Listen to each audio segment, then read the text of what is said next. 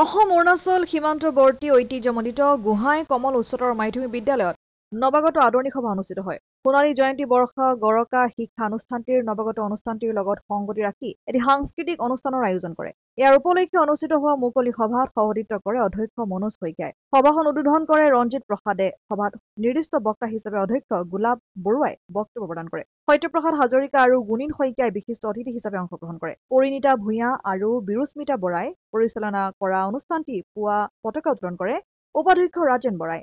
অনুষ্ঠানটিৰ অঞ্চলটোৰ বহু কেইজন বিশিষ্ট ব্যক্তিয়ে অংশগ্ৰহণ কৰে। মাধ্যমিক বিদ্যালয়লৈ আমাক আমন্ত্ৰণ জনোৱাৰ কাৰণে আমি আজি উপস্থিত হৈছোঁ।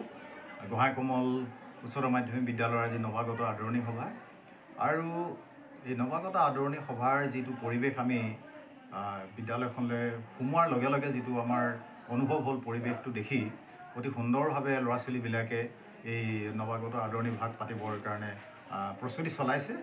তেওঁলোকৰ ভিতৰত যিটো প্ৰেক্ষাগৃহ আছে, প্ৰেক্ষাগৃহ ফালেও মই যেতিয়া ভুমুকি মাৰিলোঁ, তাত দেখিলোঁ তেওঁলোকে বিভিন্ন সাংস্কৃতিক কাৰ্যসূচী হাতত লৈছে আৰু আমাৰ অসমীয়া কৃষ্টি সংস্কৃতিৰ মেটমৰা ভঁৰাল আজি গোহাঁই কমল উচ্চতৰ মাধ্যমিক বিদ্যালয়ত আমি উপভোগ কৰিবলৈ সুবিধা পালোঁ।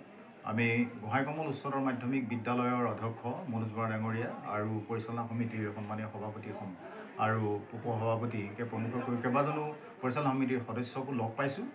তেখেতলোকৰ যি সহযোগিতা বিদ্যালয়খনক আগবঢ়াই নিবৰ কাৰণে, ছাত্ৰ ছাত্ৰীসকলৰ শৈক্ষিক আৰু বৌদ্ধিক বিকাশৰ কাৰণে তেখেতলোকৰ যিটো ইয়াৰ লগত একাত্মিকতা আমি দেখিবলৈ পাইছোঁ, আমি আনন্দিত হৈছোঁ।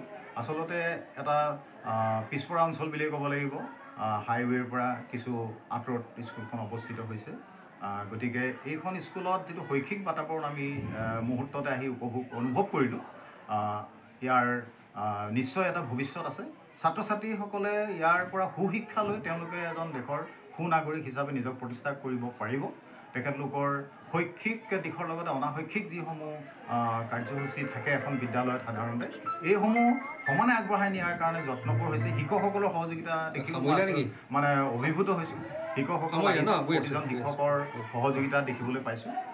গতিকে গোহাঁই কমললৈ মোৰ এই প্ৰথমবাৰ পদাৰ্পণ ঘটিছে, প্ৰথমবাৰ আহিছোঁ ইয়ালৈ আৰু আশা কৰিছোঁ ভৱিষ্যতৰ দিনত এই বিদ্যালয়খনৰ যিকোনো অনুষ্ঠানত আমি জড়িত হ'বলৈ পালে নিশ্চয় আনন্দিত হ'ম আৰু আপোনালোককো আমি আমাৰ ফালৰ পৰা ধন্যবাদ জনাইছোঁ। নৱাগত আদৰণি সভাখিনি অনুষ্ঠিত কৰিবলৈ আমি আগবাঢ়িছোঁ। ইতিমধ্যে পিটি চোৱা অনুষ্ঠান চলি আছে আৰু তাৰ আগতে পতাকা উত্তোলন হ'ল। পতাকা উত্তোলন কৰিলে আমাৰ বিদ্যালয়ৰ উপাধ্যক্ষ ৰাজেন বৰাদেৱে, আৰু সেইটো অনুষ্ঠানতে আজি হোৱা যিটো নেশ্যনেল স্পৰ্টছ ডে, এই সম্পৰ্কে মেজৰ ধ্যান চন্দ্ৰৰ ওপৰত বক্তৃতা দিলে এই বিদ্যালয়ৰ জ্যেষ্ঠ শিক্ষক জ্যোতি হাজৰিকাই। তাৰপিছতে আমি এতিয়া মূল সভালৈ আমি আগবাঢ়িছোঁ। এই নৱাগত আদৰণি সভাবিলাকত যিখিনি ল'ৰা ছোৱালী আহিছে, তেওঁলোকক ধৰি লওক প্ৰথম বাৰ্ষিক উচ্চতৰ মাধ্যমিক প্ৰথম বাৰ্ষিক নৱমমান শ্ৰেণী বা ষষ্ঠমান শ্ৰেণীৰ কিছুমান ছাত্ৰ ছাত্ৰী আহিছে। তেওঁলোকক আমি আদৰণি জনাইছোঁ আৰু তেওঁলোকৰ ব্যক্তিত্ব এই সময়খিনিতে আগবাঢ়ি উঠে। ধৰি লওক 11-12 ল'ৰা ছোৱালীয়ে এই দুবছৰৰ ভিতৰতে তেওঁলোকে 11ত সোমোৱাৰ লগে লগে তেওঁলোকে আজি নৱাগত আদৰণি তেওঁলোকৰ প্ৰতিভাবিলাক প্ৰদৰ্শন কৰিব। এইবিলাক প্ৰতিভা এই দুবছৰতে বিকশিত হ'ব বুলি আমি আশা কৰিছোঁ।